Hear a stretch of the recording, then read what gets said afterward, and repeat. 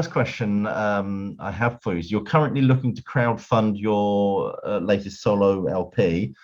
I suppose I was wondering how that was coming along, and can you reveal anything about it? Have you? Are there going to be, apart from yourself, are there going to be any guitar luminaries on there like Steve Hackett or anything like that? Well, it's kind of like it's still a work in progress because obviously the Marillion album, then the rehearsing for the Marillion weekends, followed by the Marillion weekends, has taken up this year so far. I'm going to start some work on it again in the next couple of weeks. Ricardo, my keyboard player, is coming over for the 2C Rothery solo shows, band solo shows I'm doing at the end of July. So we need to do a little bit more work on that. I've got, let's see, 3 tracks completely finished, 3 half finished, and a couple still to write. There's a track that all depends how things go really for the next few months with it. I'd like to have it launched by the time we do the Marillion weekend in Port Zealand next March. But my plan was to launch a crowdfunding with a track called X15, which does feature an appearance by Mr. Steve Hackett as well. Wow. Okay. Which is a great little melody. It's an idea that's been kicking around all the way back to the recording of the Brave album. We took a break when we were up at Park Street in Liverpool, and I did some work, some additional production and mixing of the first Enchant album. And while we were there, I did a session at Park Street with Paul Craddock, the drummer from Enchant, and then subsequently the Wishing Tree and Pete Roarvis. So we just did a couple of days of sort of jamming, and one of those ideas has now surfaced, however many years later, 27 years later, on this new album. I had to do a lot of work in terms of rearranging and adding to it and stuff. But yeah, I'm really pleased with it. Sounds great, very exciting. Does it have a title yet? Yeah, that's X15. Well, that's the album. That's what the album's going to be called. No, the album's Revontulet. Oh, okay. And I will put a purchasing link just below this video as well, so people can get on board with that. Yeah, I mean, the best thing is to people join my mailing list really at crothery.com. And then as soon as things kind of start to happen, as soon as it edges towards a resolution, then I'll let people know. That's the link I shall put under the video. Okay. People can just do that. Talk about your last solo album, actually. I mean, I love the artwork on Porcupine Trees in Absentia. Sorry, I wonder, how did you get Lasse Hoyle?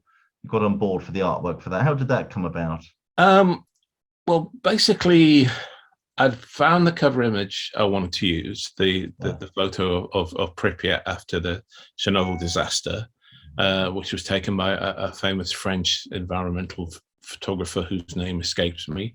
And I was looking at what other content I would need. And I've always loved his work with Porcupine Tree and Stephen Wilson stuff. So I thought his visual aesthetic would suit it well. And yeah, he did a great job.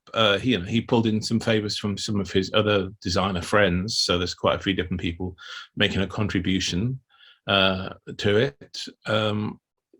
Yeah, he filmed a little documentary when we were down at Real World recording, which we used. Yeah, he's an incredibly talented designer. I know Steve's kind of wanted to move away from his aesthetic for the new Porcupine Tree stuff, but I think there's something very individual and powerful about his work. Absolutely. I mean, his artwork is certainly very arresting, I think, and becomes very synonymous with the work that he's involved in. Yeah. And while we're talking of your solo work, I've got to ask you, is there any chance we might see remasters or repackaging of the Wishing Tree stuff? Not in the short term. I mean, it'd be interesting to, especially with Astara, to have a 5.1 mix. I don't think it would be possible with Carnival of Souls, just due to the media that it was recorded on, and I probably don't even have the masters anymore. but for a star, possibly, I'd love to do another album with Hannah. We talked about it about 10 years ago. There was talk of doing another album, but then she became a mother, and such considerations kind of go out the window. I was supposed to see her, actually. She's over at the moment, but all her family's got the plague. So, but we still keep in touch. And I'd like to think that one day, because both her and Paula are two of my best friends, I'd like to think that we get a chance to work together again. But I tend to have a lot of plates spinning at once. Anyway, I'm doing my Revontulet album. I'm doing an album with Thorsten from Tangerine Dream, who I guested with for 3 shows earlier this year. I'm also doing an album with Steve Hackett, which is an ongoing process. Really, we've talked about for about the last 7 years, and we've done a few sessions together. But we're both very keen to get moving with that. But we've both been incredibly busy. So he just doesn't seem to stop touring. It's incredible. No, that's right. Yeah, hats off to the guy for the energy that he's got. Yeah. We can turn our attention to some Marillion questions now. Actually, I've got to ask you, an hour before it's dark is certainly informed by the events of the last 2 years. But I was just wondering, to what extent, if you think about the Fear album, to what extent was the election of Trump, the whole Brexit debate, the questioning of neoliberalism in Europe, how much did that inform the atmosphere of the Fear album? Well, the Fear album was written and recorded really before that kind of was an issue. It was almost like a perfect timing though by you guys. Yeah, exactly. We were playing in New York at the PlayStation Theatre on the Fear tour, the night of the American elections, the night that Trump was elected. And as we're playing that album, you see people looking down at their phones with like a look of horror on their face. And we came out, because it's just right by Times Square, the PlayStation Theatre, and we came out those huge neon screens and the crowds, and everyone's just like shell shocked. It's like they just couldn't believe that this had happened. So I think it's rock and roll Nostradamus, I think, for Steve, really, with a lot of the lyrics, with the whole Brexit situation as well. And even the vernacular you use, the leavers and remainers, I know it's nothing to do with Brexit, just using those words. It's the zeitgeist, didn't it? It is really, but it's been an ongoing process now, and of course now with Boris hanging on, but hopefully leaving soon. It's the Fear album is as relevant as ever, I think. Yeah, absolutely. But with the last album, in a way, it could only have ever been made during this situation. It's been such a weird situation for everyone, I think. I never traveled so much as I had in 2019. Probably one of the best years of my life. And then 2020, life stops for us all, and things change. And we weren't supposed to be touring much anyway. I think it was only Cruise to the Edge which got moved to this year. And we were there. There was a period of time when I didn't feel comfortable working with the band because I felt vulnerable because of my diabetes and my weight. And there was about 3 months when the band kind of worked without me. But it was only really when I joined again that things really took off. I think there's something that happens when the 5 of us are in the room together that it's just very special and very unique. There's a chemistry that's electric. Yeah, absolutely. Mark Kelly, I think, alluded in an interview I did with him that there's often 4 years between a Marillion album, that they wanted to try and narrow that down so there's a lot less space between Marillion albums. Bearing that in mind, can we expect a new Marillion album next year then? Absolutely no chance. But the good news is we have a lot of great music that we didn't even use on this last album. Oh, okay. There's one virtually finished track called Tangled Up. And a lot of other great ideas. The limiting factor really is going to be for Steve to feel like he's got enough lyrics for an album. There's snippets that we can use, but that we can go in there and do what we do and jam and come up with strong musical ideas until the cows come home. But he's a poor bugger that's got to actually try and find the words to make the music into songs. Yeah, I suppose. I mean, I was a question I've always wanted to ask you, actually, or anybody Marillion, is that there's a lot of those very early Marillion numbers kind of morphed into other songs. I mean, Alice became Forgotten Sons. But Mm. there's one track, I think it's Herne the Hunter. Yeah, God, you are going back now. What? What? See, I can't find. I can find what other tracks are magpied and stolen from to form other numbers, but I can't find what happened to that one. And is there a recording of it anywhere? There's just various lives and maybe demos that are floating around on the internet. I think there's some on YouTube. But you know, those like the very first ideas that I wrote with the band, with Brian and myself. So all the good things got used. Let's put it that way. A question my subscriber has asked is which song from the Fish era do you really miss playing with the band? I know you play a lot with your solo band, of course, but I just wanted to yeah, no, I played, I've played all of Misplaced Childhood and Clutching at Straws with my guys and various other tracks. And when I play these shows at the end of the month, I'll be doing things like He Knows You Know and Jigsaw and Assassin, which I've never done. But probably it's difficult because some of the songs Steve couldn't sing because it would mean impersonating Fish, which would just be completely, I love Incubus and Fugazi, but there's no way we could do that really. Yeah.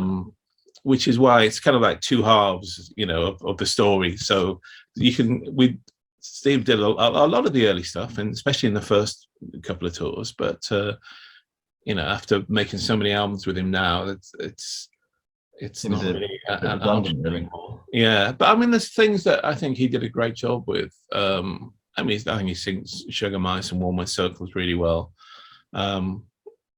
So yeah, there's no one song that I because I play the one with my solo band, I suppose that kind of gets that out of my system. I always think there's three great epochs from Marillion. There's the Fish era, there's the post-Fish era, and then there's the post-Marbles era. That's what I see it really. But yeah, no, I can see that. Yeah. Marillion's first big outdoor appearance was playing the Theakston's Music Festival. He supported Jethro Tull. As a young band, how did you find supporting Jethro Tull for starters? A huge Tull fan that I am. And wasn't that a night beset with technical issues? It was a great honor. When you're that young and green, you don't really understand what's happening. You just want to get on and play to an audience. Yeah. And our equipment was falling apart, basically. So yeah, in those days you'd have a few pedals stuck together on a board with sellotape, probably, all pretty much always powered by batteries, which are always can die at a moment's notice. Didn't you have Ian Anderson scowling from the wings at one point, or maybe? Yeah. But that's just all young bands have to go through that. I think when bands have it easier these days, you can buy one box that will pretty much do everything. But in those days, it was you couldn't run all the keyboards from the laptop like you can now. You had a huge, great big Mellotron that used to snap its tapes and weigh a ton to carry up 3 flights of stairs at some of the gigs. Mellotrons were notoriously temperamental. I was fascinated by Steve Hackett's story of actually buying the Mellotron from Robert Fripp. Yes. After thinking Crimson Live in those early days, and of course the Mellotron is very prominent on Nursery Crime and Foxtrot and albums like that. But yeah, and of course now they run a Mellotron app from iPads when King Crimson play live. Now you've got a couple of iPads, and that's so. No, isn't that going to upset the purists? So, well, I think they've been doing it for about the last 10 years. So it's not really what it's about. If it sounds the same, if you can't tell, what's the point in arguing about it? Absolutely. I mean, mentioning Genesis, of course. I mean, it seems that the band were quite keen to perhaps distance themselves from that whole Genesis label. Bearing that in mind, was the appointment of David Hitchcock as a producer the wisest of choice? And is it true you were dissatisfied with his production on Market Square Heroes? Well, I think it's finding, I mean, David had not only done Genesis, he'd done Caravan, he was someone who understood the genre, I think, which is what we wanted. And you got to remember at the time, it's kind of like new wave punk had just kind of come out, really. There's not many people in that area of music, so you want it to be in safe hands. Yeah. I think he did a great job. I think he was lumbered with the engineer, who was less than ideal. And I'd say that 95% of the blame for the sonics of the first EP, I'd lay at the door of the engineer, not at David's. It was very sad, when he had a bad car accident on the way back, and the cutting from the car. All he says is, save the master tapes in the boot. So he was a lovely guy to work with. But yeah, when you're a producer, it's a team. You need a great engineer as well, and I don't think he had that. So it was a shame. Yeah. I often listen to something like those early albums. I think the dark, very modern subject matter, things like drug abuse, class warfare, troubles in Northern Ireland. It's like prog reinventing itself, distancing itself from those fantasy landscapes of the 70s. Was that a conscious effort to do that? And how happy are you with the label Neo Prog? I think because of the punk and new wave thing, there was, even though I wasn't necessarily a fan of that sort of genre, it did inform, I think, a kind of energy within the band, both musically and lyrically. It had more bite and more edge. And yeah, Fish's lyrics, especially, very much not the flowery Gabriel-esque sort of Fantasyland thing. You can't imagine John Anderson singing Chelsea Monday, can you? No, it's very specific. I mean, a combination with his words. I wrote a lot of the music in those days. So yeah, it was something that could have come in a post-punk kind of period in a way. And labels, neo-prog, whatever, it's just there's always been bands playing music, and in a way it's like the Genesis comparison. It's like a little bit of lazy journalism, I think, in some of the days. At the end of the day, it's all just music. But when you're working in this, the way that we've always worked, you don't have to conform to contemporary verse, chorus, middle eight song structures, and you can have something that is more involved. At the end of the day, it's all just music. Yeah, I mean, it's true. You actually offered the opportunity to do the Highlander soundtrack, and yeah, is that something you regret turning down? Oh, so much. I mean, it's something I've always wanted to do. I would have loved that. But having said that, I think Queen did a great job. Oh, yes. Yeah, and Fish was wanting a part in it as well. But we were on the merry-go-round of touring a very successful album around the world several times without stopping for anything, really, stopping for breath. So yeah, we missed some opportunities. I think and you could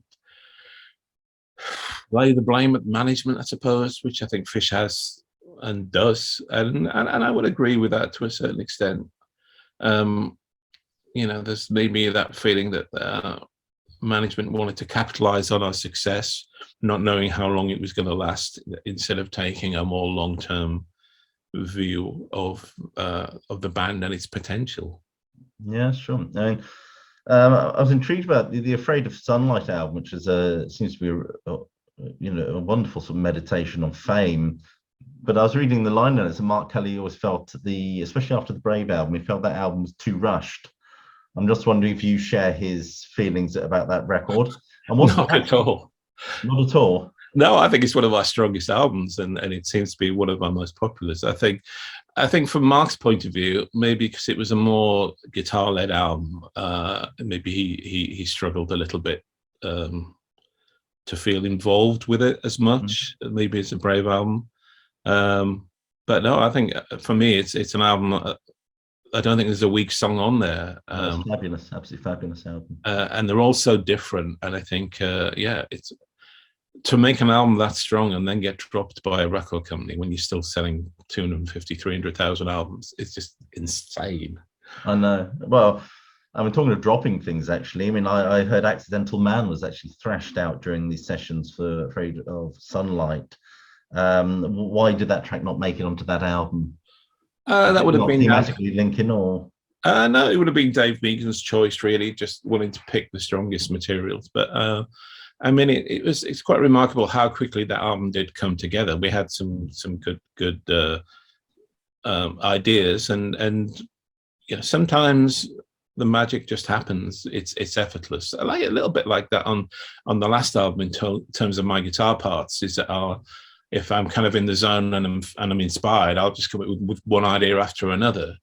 But at other times, it's sometimes it's all about everyone loving the ideas you're working on. If some people are really enthusiastic about an idea, but you just don't get it, then it can make the whole process a lot harder.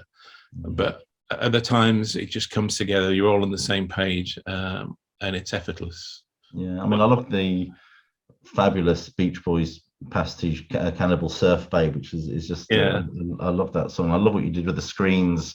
I think it was the Marillion Weekend, not the recent one before. That was just absolutely fabulous. That was fun. Oh, well, I mean, Pete Travis has said, interesting, that he was uncomfortable with the direction the band were going in with Holidays in Eden. Did you share his concerns at the time? And interestingly, isn't there a deluxe edition of this album coming out soon? Yeah, I mean, our original plan after Season's End, we were all really happy with it, was to do another album with Nick Davis. And EMI got involved at that point. And, you know, we also talked to Chris Kimsey about working together. That was an option at one point. But he had to go and do some more work with the Stones. And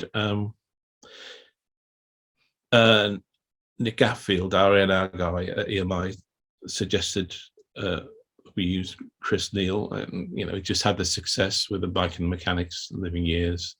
And I thought, well, you know, we could, Season's End is great, but we could push you back up into the top league, if you like, by having the right songs on the radio.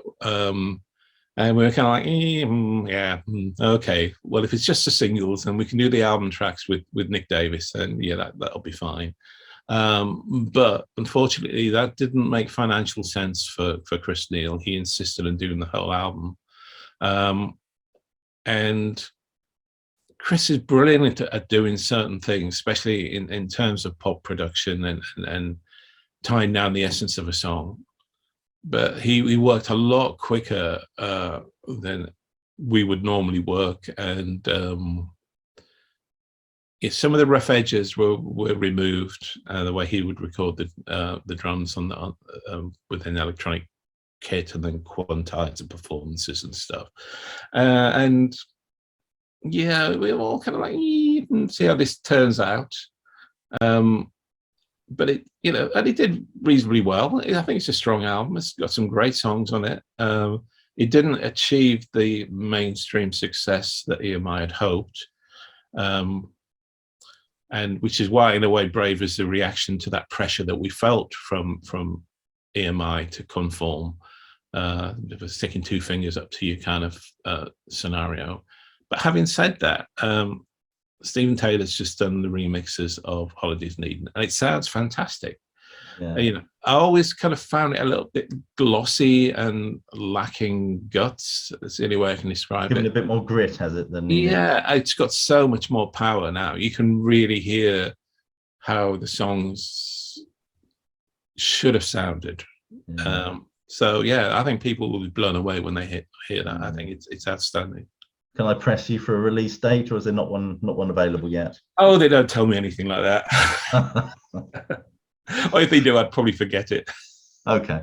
The Brave album, I've always wondered whether or not in any way the very dark vibe that you get on the Brave album, the subject matter, was it in any way informed by the kind of grunge movement that was prevalent in the early 90s, that was kind of taking rock into a different place at all? I don't know, possibly subconsciously. I mean, Steve came up with the concept based on this radio broadcast he'd heard when he was down in Bath about the girl on the bridge, and John Helmer had already written a lyric called "Runaway Girl," and the concept slowly kind of came together, and some of the guitar stuff, I don't know. There's parts where this is just me, but I can hear almost like a Van Halen influence, like in Paper Lies, the sort of the way that the chordal approach that I'm using. Obviously, very different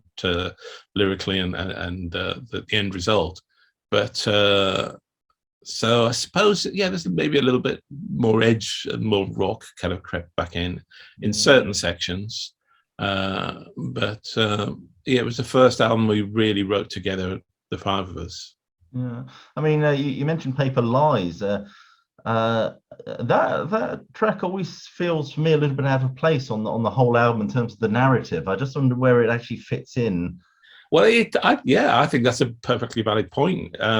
You can crowbar it in terms of the narrative of the girl being lied to all her life, but it's kind of like a little bit of a squeeze to get it to fit. I'd say. Yeah. Well, I only have one more question for you, really. It's a bit of a silly question, I suppose. I mean, I asked Mark Kelly when I interviewed him, he actually told me it was Rick Wakeman's Journey to the Center of the Earth was the album that made him want to play keyboards. It's one that got things going for him. What was the album that switched the lights on for you? Well, the album that first got me excited about progressive rock was Genesis Live. One of the first albums I bought, but the album that made me want to be a professional musician was "Wish You Were Here." Oh wow! Okay. Listening to that when that came out, I was still at school, and I thought, well, yeah, this is what I want to do with my life. Well, you've got a very ethereal, spacey guitar style. I mean, is a lot of that the influence of that album or David Gilmour in general? Do you think? Well, yeah, I mean, my holy trinity of guitar players, I suppose, for my early influences were Steve Hackett, Dave Gilmour, and Andy Latimer from Camel. Steve Howe in there at all as an influence? Only maybe with more of his acoustic approach. I think he was a great player, but those three have an atmospheric and melodic sensibility that kind of really informed a lot of what I gravitated towards in my playing.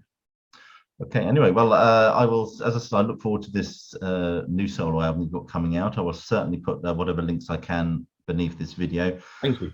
Thank you so much for agreeing to do this interview. I'm going to get out into my garden because it's about 32 degrees at the moment. Yeah, it's going to be a Scorchio day, I think. It is indeed.